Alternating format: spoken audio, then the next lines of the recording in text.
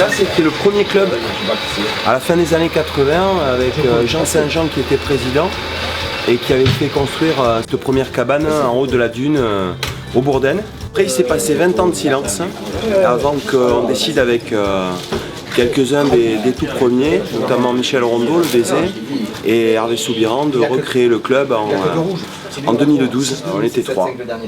Aujourd'hui, on est plus de 300 et avec des gens de tous horizons, de tout âge. Et il y a une super ambiance comme à l'époque.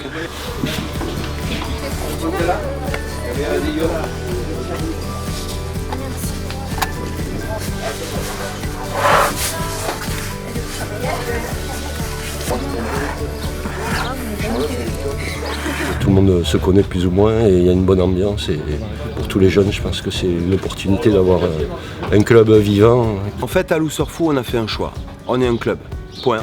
On n'est pas une école de surf. Le rôle d'un club, il est avant tout de s'occuper de tous les licenciés, de fédérer autour de lui des licenciés de tout âge. On a 80 jeunes à Loup-Surfou et tout le reste ce sont des adultes qui ont entre 20 et 79 ans.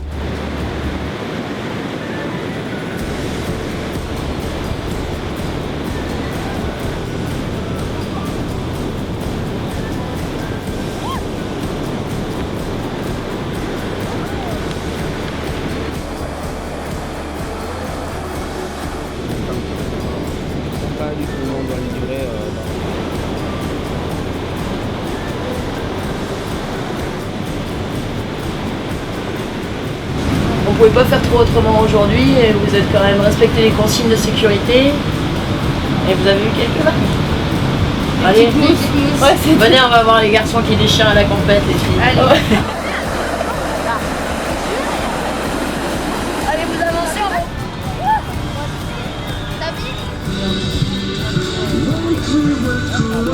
Tu considères le sens où ça? C'est un club qui vit et qui vit avec les parents, avec les gamins.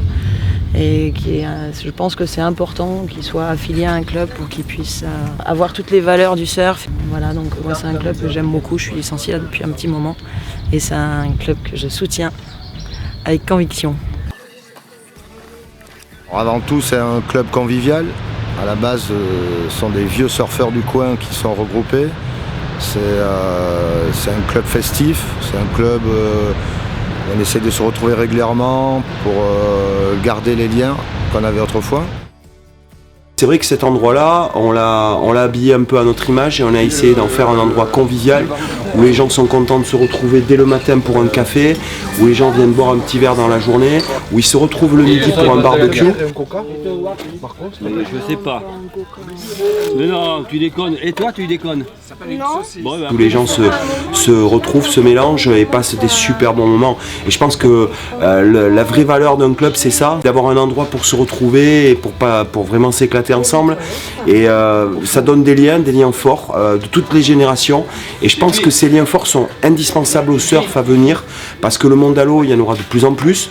Grâce aux clubs qui sont vraiment le moteur pour fédérer les gens et les faire se rencontrer, se connaître, se trouver sympa, devenir amis. Et ma foi, tout ça s'est lancé ici à Seignos et ça marche du feu de Dieu.